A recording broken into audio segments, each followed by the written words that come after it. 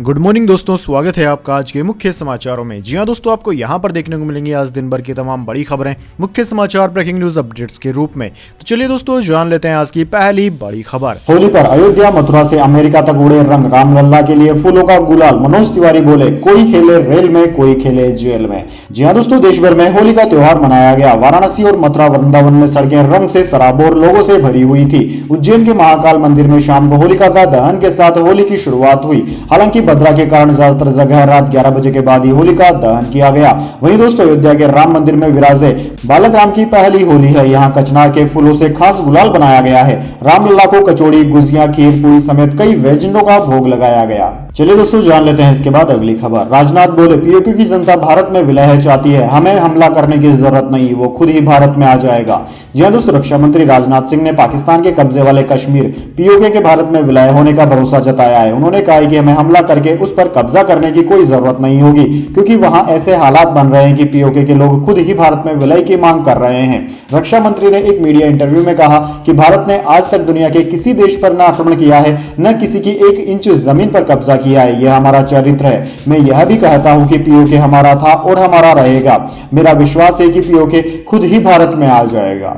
इसके बाद दोस्तों, जान लेते हैं अगली खबर। अब तक सरकार से एक शब्द नहीं बोला गया। लद्दाख में 20 दिन से भूख हड़ताल कर रहे हैं सोनम वांगचुक। जी हां दोस्तों, लद्दाख को छठी अनुसूची के तहत राज्य का दर्जा और संवैधानिक सुरक्षा उपाय दिए जाने की मांग कर रहे सामाजिक कार्यकर्ता और पर्यावरणविद सोनम वांगचुक पिछले 20 दिनों से भूख हड़ताल पर हैं। सोमवार को उन्होंने वीडियो जारी कर कहा कि अभी तक सरकार से एक शब्द भी बोला नहीं गया। सोनम वांगचुक ने बताया कि वह केवल पानी और नमक का सेवन कर रहे हैं। उन्होंने अपनी मुहिम को क्लाइमेट फास्ट नाम दिया है। सोनम वांगचुक के समर्थन में भारी संख्या में लोग भी उपवास कर रहे हैं। वांगचुक अपनी भूख हड़ताल के दौरान रोजाना सोशल मीडिया पर अपडेट भी दे रहे हैं। दोस्तों, आपकी जानकारी के लिए बता दें, सोमवार 25 मार्च को सोनम वांगचुक ने अपने आधिकारिक एक्स हैंडल पर पोस्ट किया, मेरे क्लाइमेट फास्ट का 20वां दिन, 3000 लोग मेरे साथ उपवास कर रहे हैं, लेकिन अब तक सरकार की तरफ से एक शब्द भी नहीं निकला है। लोकतंत्र के लिए बहुत ही असामान्य। जब 90% आबादी नेताओं को उनके वादे याद दिलाने के लिए सामने आई है, तो सैकड़ों लोग 20 दिन से अनशन पर हैं, लेकिन हम देश भर में जनता के समर्थन से बहुत प्रभावित हैं। सोनम वांगचुक ने वीडियो में कहा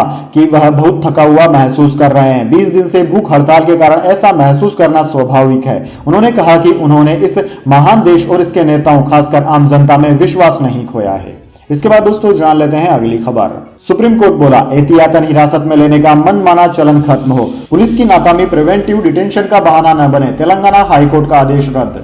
जी हां दोस्तों, सुप्रीम कोर्ट ने कहा है कि प्रिवेंटिव डिटेंशन यानी कि सुरक्षा के लिहाज से हिरासत में रखने का चलन तुरंत खत्म किया जाना चाहिए, क्योंकि यह शक्तियों का मनमाना इस्तेमाल है। सुप्रीम कोर्ट ने एक कैदी की अपील को खारिज करने वाले तेलंगाना हाईकोर्ट के आदेश को रद्द करते हुए यह बात कही। सीजेआई डीवाई चंचूड़ की बेंच ने गुरुवार को कहा कि प्रिवेंटिव डिटेंशन का कॉन्सेप्ट यह था कि किसी आरोपी को हिरासत में इसलिए रखे ताकि उसे अपराध करने से रोका जा सके।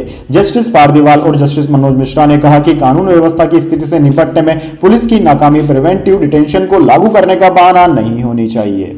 इसके बाद दोस्तों, जान लेते हैं अगली खबर।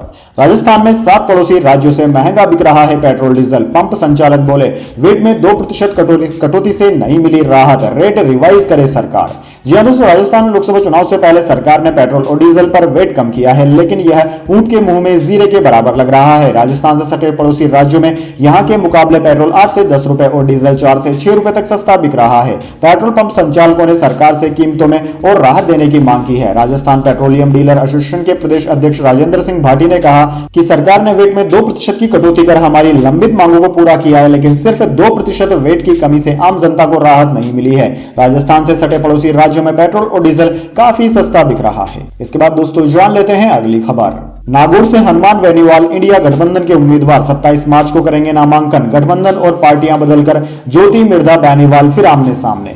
जी हां दोस्तों, नागौर सीट पर आरएलपी विधायक हनुमान बेनीवाल इंडिया गठबंधन के उम्मीदवार बनाए गए हैं। हनुमान बेनीवाल 27 मार्च को नागौर में सभा करके नामांकन दाखिल करेंगे। इस नामांकन सभा में कांग्रेस के वरिष्ठ नेता शामिल होंगे। यहां पहले चरण में मतदान होना है। कांग्रेस ने आरएलपी के लिए यह सीट छोड़ी है।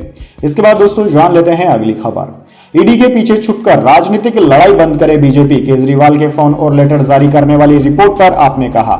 जी हां दोस्तों, ईडी सोर्स की तरफ से दिल्ली के मुख्यमंत्री अरविंद केजरीवाल के फोन और लेटर जारी करने वाली खबर को लेकर आम आदमी पार्टी ने पलटवार किया है। आम आदमी पार्टी नेता और दिल्ली सरकार की मंत्री आतिशी ने पूछा कि क्या ईडी कोई पॉलिटिकल पार्टी है जो सोर्स से खबर प्लांट करती है। उन्होंने कहा कि ये जो ईडी के पीछे छुपकर भारतीय जनता पार्टी अपनी राजनीतिक और चुनावी लड़ाई लड़ रही है वो करना बंद करे। मंत्री ने कहा कि आप लोग भारतीय जनता पार्टी के अनुषांगिक संगठन नहीं है, आप इस देश के कानून के तहत बनाई गई एक स्वतंत्र जांच एजेंसी है, तो भारतीय जनता पार्टी के अनुषांगिक संगठन की तरह काम करना बंद कीजिए। इसके बाद दोस्तों जान लेते हैं अगली खबर। महाकाल के गर्भगृह में आग, पुजारी समेत 14 झुलसे, भस्म आरती के दौरान भड़की आग, सीएम बोले घायलों को 1-1 लाख रुपए देंगे।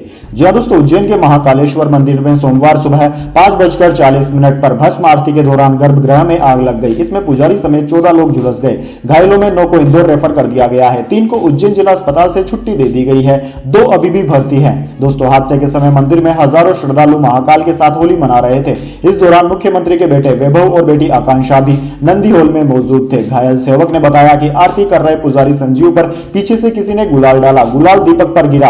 अनुमान है कि गुलाल में कोई केमिकल ऐसा था जिससे आग भड़क गई। गर्भगृह में लगी चांदी की परत को रंग गुलाल से बचाने के लिए फ्लैक्स लगाए गए थे, इसमें भी आग लग गई। कुछ लोगों ने फायर एक्सटिंग्विशर से आग पर काबू पाने की कोशिश की। 6 साल पहले भी महाकाल मंदिर में होली पर इसी तरह की घटना हो चुकी है, तब एक पुजारी झुलस गए थे।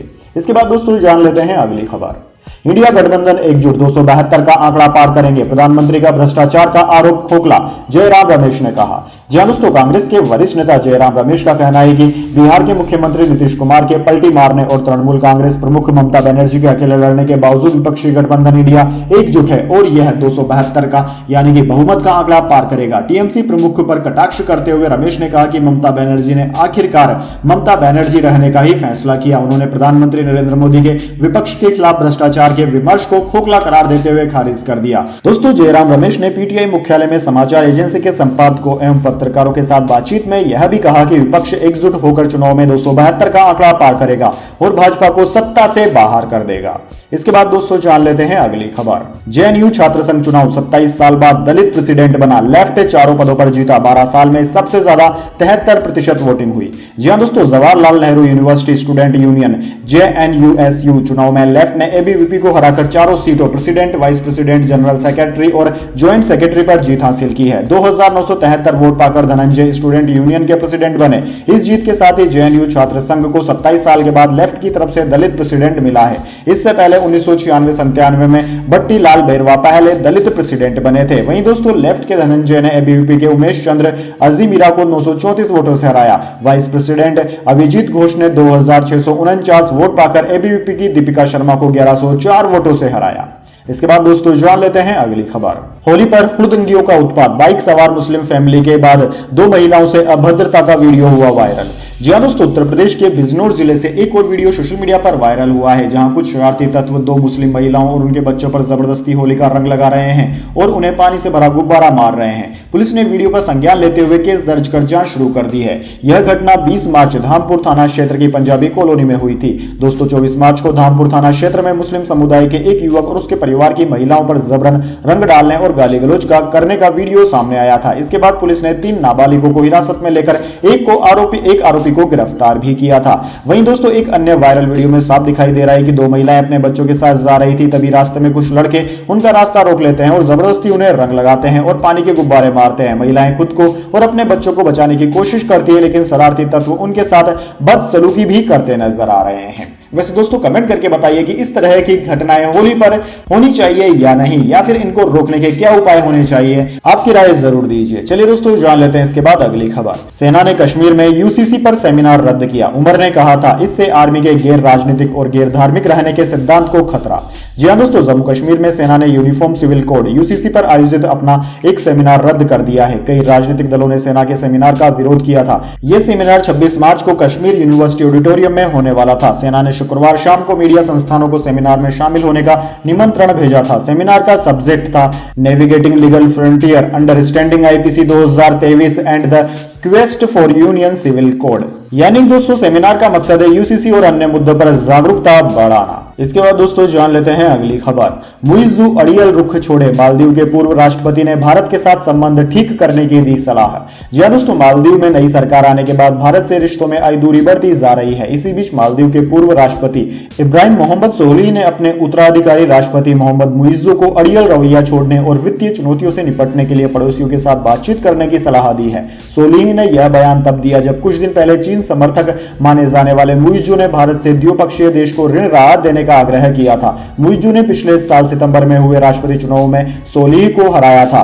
माफुल्नो के 4 संसदीय निर्वाचन क्षेत्रों से चुनाव लड़ रहे मालदीवीय डेमोक्रेटिक पार्टी के उम्मीदवारों के लिए समर्थन जुटाने के वास्ते माले में आयोजित कार्यक्रम को संबोधित करते हुए सोलिह ने कहा कि उन्होंने मीडिया में छवि खबरें देखी है जो बताती है कि मुइज़्ज़ू ऋण पुनर्गठन के लिए भारत से बात करना चाहते हैं। इसके बाद दोस्तों जाने अगली बड़ी खबर, लेकिन उससे पहले मेरी आपसे छोटी सी रिक्वेस्ट है, अगर दोस्तों आपको अभी तक हमारी न्यूज़ पसंद आई है तो इसे छोटा सा लाइक जरूर दे दीजिए, और अगर आपको पसंद नहीं आई है तो बेशक आप डिसलाइक भी कर सकते हैं, लेकिन दोस्तों लाइक और डिसलाइक जरूर कीजिए, क्योंकि दोस्तों यही हमारी मेहनत का फल होता है और इसी से पता चलता है कि आपको हमारी वीडियोस पसंद आ रही है या नहीं। तो चलिए दोस्तों जान लेते हैं आज की अगली बड़ी खबर। हार्दिक पांड्या को देख लगे छपरी छपरी के नारे, क्राउड ने इस तरह किया बेइज्जत, वीडियो हुआ वायरल। जी हां दोस्तों, हार्दिक पांड्या की कप्तानी वाली मुंबई इंडियंस ने बीते रविवार आईपीएल 2024 में गुजरात टाइटंस के खिलाफ नरेंद्र मोदी स्टेडियम में 6 रन से मुकाबला गंवाया। पहले मुकाबले में हार्दिक की कप्तानी मुंबई के लिए विफल रही। मैच के दौरान फैंस हार्दिक से बिल्कुल भी खुश नहीं दिखे। कभी हार्दिक को देख रोहित शर्मा के नाम से नारे लगे तो कभी क्राउड ने मुंबई के कप्तान को छपरी छपरी कहकर बुलाया। दरअसल दोस्तों सोशल मीडिया पर तेजी से वायरल हो रहे वीडियो में हार्दिक पांड्या स्टैंड्स में जाते हुए दिखाई दे रहे हैं। वहां से गुजरते वक्त लोगों ने छपरी छपरी कहकर चिढ़ाने लगे। इसके बाद दोस्तों जान लेते हैं अगली बड़ी खबर। अश्विनी वैष्णव बोले केंद्र के लिए फैक्ट चेक यूनिट जरूरी, सरकार अपनी नीतियों पर जवाब देने के लिए सबसे उपयुक्त, सुप्रीम कोर्ट ने इस पर रोक लगाई थी।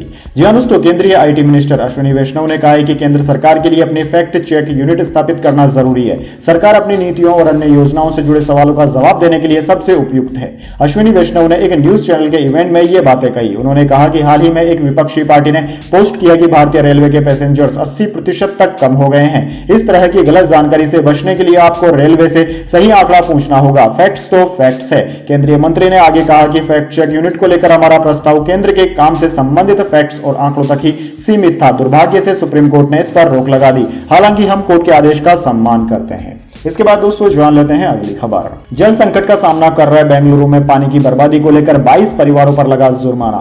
जी हां दोस्तों, बेंगलुरु में 22 परिवारों पर कार धोने और बागवानी जैसे गैर जरूरी कामों के लिए पीने के पानी का इस्तेमाल करने पर जुर्माना लगाया गया है। कर्नाटक में पानी के संकट के बीच जल संरक्षण के लिए जल आपूर्ति बोर्ड के आदेश का उल्लंघन करने पर हर परिवार को 5,000 रुपए जुर्माना देना होगा। Bengaluru water supply and sewerage board ने कहा कि उसने 22 घरों से 1.1 लाख रुपए का जुर्माना वसूला है। जुर्माना शहर के विभिन्न इलाकों से वसूला गया है, जिनमें सबसे ज्यादा 80,000 रुपए साउथ रीजन से था।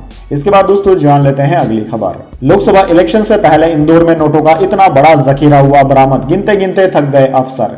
जी हां दोस्तों, देश में लोकसभा चुनाव की तारीखों के ऐलान के साथ ही आचार संहिता लागू हो गई है। लिहाजा चुनाव को पारदर्शी, निष्पक्ष और धन बल के इस्तेमाल से दूर रखने के लिए आयोग के दिशा निर्देश पर प्रशासन पूरी तरह सतर्क है। इंदौर पुलिस की ओर से लगातार वाहनों की चेकिंग की जा रही है। इसी कड़ी में रविवार रात पुलिस और आचार संहिता मॉनिटरिंग करने वाले एक दल FST को बड़ी सफलता मिली। दरअसल दोस्तों, पुलिस और FST की टीम ने संयुक्त कार्रवाई में 56 लाख रुपए नगद एक इनोवा कार से जब्त किए। यानी कि दोस्तों आगामी लोकसभा चुनाव को निष्पक्ष एवं शांतिपूर्ण संपन्न कराने के लिए पुलिस कमिश्नर इंदौर राकेश गुप्ता की ओर से अवैध शराब, अवैध मादक पदार्थ और नकदी पर पूर्ण प्रतिबंध लगा दिया गया है। इसके बाद दोस्तों जान लेते हैं अगली खबर। सम्मानित महसूस कर रही हूं, लोकसभा उम्मीदवार बनने पर कंगना रनावत ने कहा। जी हां दोस्तों, हिमाचल प्रदेश की मंडी लोकसभा सीट से भारतीय जनता पार्टी यानी कि भाजपा के उम्मीदवार घोषित किए जाने के बाद अभिनेत्री कंगना रनावत ने कहा है कि वह आधिकारिक तौर पर राजनीतिक दल में शामिल होने और भरोसेमंद जनसेवक बनने के लिए उत्सुक है। नवंबर 2023 में गुजरात के द्वारकाधीश मंदिर में पूजा अर्चना करने के बाद उन्होंने राजनीति में प्रवेश करने का संकेत दिया था। लोकसभा चुनाव 2024 के लिए उम्मीदवारों की अपनी 5वीं सूची में भाजपा ने 4 बार की राष्ट्रीय पुरस्कार विजेता और उनके जन्म स्थान हिमाचल प्रदेश के मंडी निर्वाचन क्षेत्र से पार्टी का उन्हें उम्मीदवार बनाया। कंगना रनावत ने इंस्टाग्राम पर पोस्ट में कहा कि वह भाजपा में शामिल होने को लेकर सम्मानित महसूस कर रही है। इसके बाद दोस्तों जान लेते हैं अगली खबर। लोकसभा चुनाव, बीजेपी ने केरल प्रदेश अध्यक्ष सुरेंद्रन को वायनाड में राहुल गांधी के खिलाफ मैदान में उतारा। जी हां दोस्तों, भारतीय जनता पार्टी ने आगामी लोकसभा चुनाव के लिए रविवार को केरल की शेष 4 सीटों के लिए अपने उम्मीदवारों की घोषणा कर दी। पार्टी ने अपने प्रदेश अध्यक्ष के सुरेंद्रन को कांग्रेस नेता राहुल गांधी से मुकाबला करने के लिए वायनाड निर्वाचन क्षेत्र से मैदान में उतारा है। पार्टी ने शिक्षाविद और श्री शंकरा संस्कृत महाविद्यालय के पूर्व कुलपति के.एस. राधाकृष्णन और अभिनेता से नेता बने जी. कुमार कृष्ण को क्रमशः एर्नाकुलम और कोल्लम सीट से अपना उम्मीदवार बनाया है। इसके बाद दोस्तों जान लेते हैं अगली खबर। महुआ मोइत्रा के खिलाफ बीजेपी का तुरुप का इक्का, टीएमसी को टक्कर देगी शाही परिवार की राजमाता।